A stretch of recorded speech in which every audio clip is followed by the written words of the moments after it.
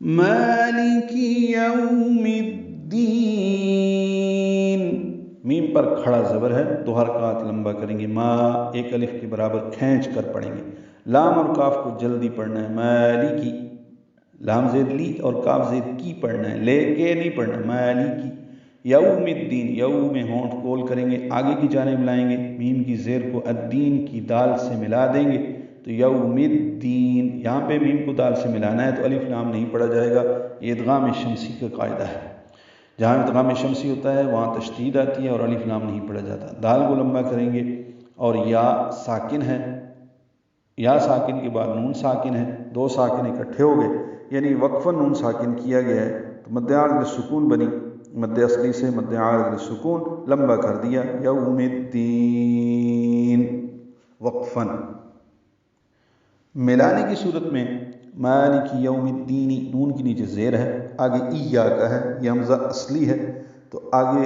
زیر کے ساتھ پڑھنے کے ساتھ ایاکا پڑھنا ہوگا، تو یوں بنے گی دونوں آیتیں ملا کر پڑھنے کی صورت، مالک یوم الدین ایاک نعبد و ایاک نستعین،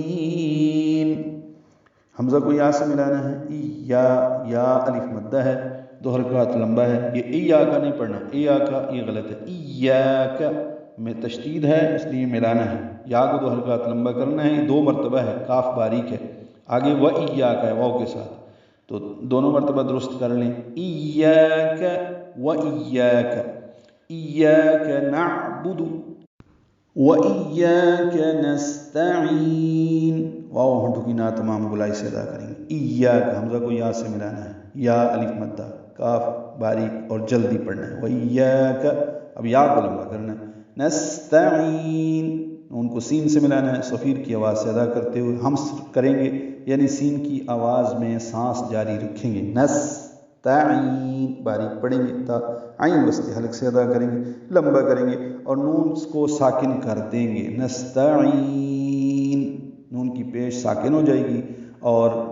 مد عارض سکون بنے گی، عین کو لمبا کریں گے، یہ وقفن ہے۔ اگر اگلی آیت کے ساتھ ملانا ہو تو اہدنا کا حمزہ عارضی ہے، اہدی کا حمزہ عارضی ہے، نون کی پیش کو ہا سے ملانا ہوگا، یعنی نستعین نہدنا پڑھنا ہوگا، ملانے کی صورت میں ہم نے آیت پہ وقف کرنا ہے تو ہم پڑھیں گے ایاک نعبد و ایاک نستعین۔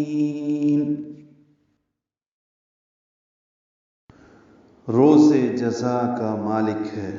یا رب ہم تیری ہی عبادت کرتے ہیں اور تجھ سے ہی مدد مانگتے ہیں۔